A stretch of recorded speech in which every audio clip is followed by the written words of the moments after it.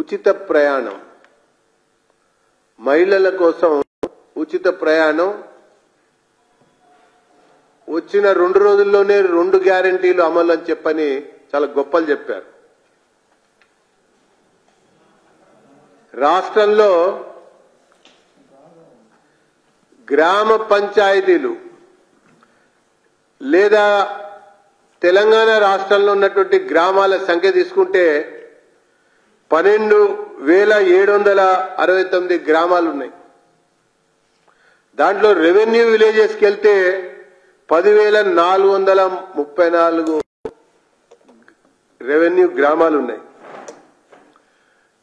ఈ రోజు నడుస్తున్నటువంటి బస్సుల సంఖ్య వివరాలు తీసుకుంటే 9,232 మాత్రమే బస్సులున్నాయి.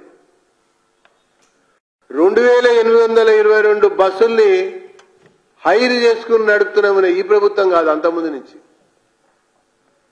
అంటే నేను ఈ విషయం ఎందుకు చెప్తున్నా అంటే, ఒకవైపున సమాజంలో సగభాగం ఉన్నటువంటి మహిళలకి ఉచిత ప్రయాణం కల్పిస్తామని చెప్పని గొప్పలు చెప్పారు. మేము ఒక 4 రోజులు దీన్ని గమనించాం. ఈ కార్యక్రమం అమలు ఏ రకంగా జరుగుతోందని పరిశీలించాం. చాలా గ్రామాల ద్వారా వివరాలు కూడా సేకరించాం. మహిళలతో కూడా మాట్లాడాం. ఊరికి ఒక బస్సు లేకపోయినట్టయితే ఉదయమే ఉచితంగా ప్రయాణించినటువంటి మహిళ తిరిగి మళ్లీ ఊరికి రావడం కొరకు రెట్టింపు చెల్లించాల్సి వస్తుంది ప్రైవేటు వాహనాల్లో. బస్సు లేక బస్సు రాక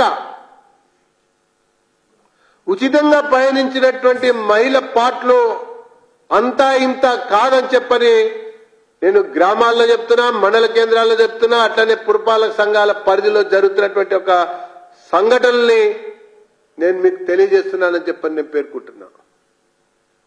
ఇంకొక వైపున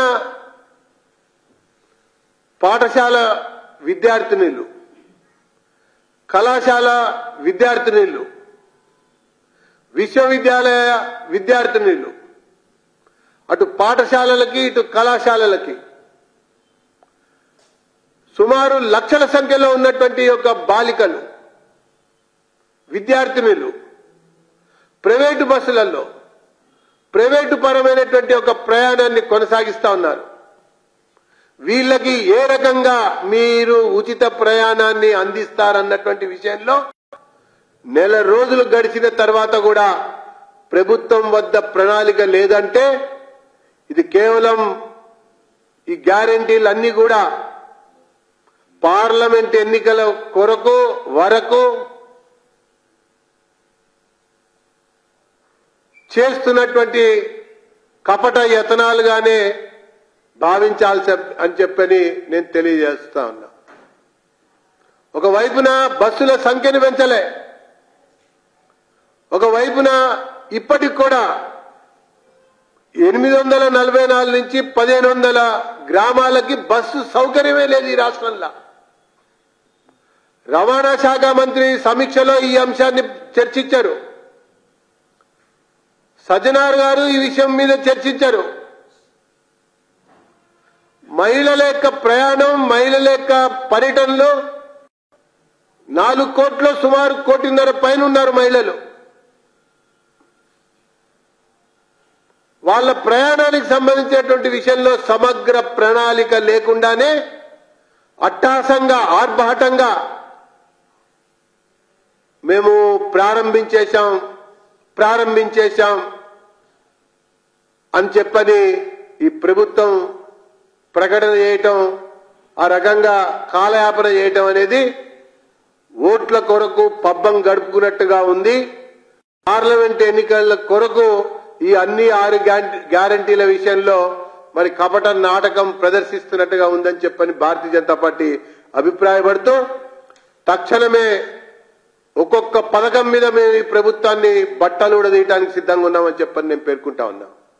ఒకవైపున దివాలా తీసిన ఖజానా మొదటి మాసంలోనే గమనించాలి, మొదటి మాసంలోనే 15,000 కోట్ల రూపాయల అప్పు కోసం ప్రాకులాడిన ప్రభుత్వం రేవంత్ రెడ్డి గారి ప్రభుత్వం. దాంట్లో 12,000 కోట్లు మంజూరీ పొంది బాండ్ల అమ్మకం ద్వారా అడుగు ముందు వేయాలని చూస్తోంది. అనుభవం గడించినటువంటి మంత్రులం మేమన్నారు, పరిపాలన దక్షత కలిగినటువంటి నాయకులం మేమని చెప్పన్నారు.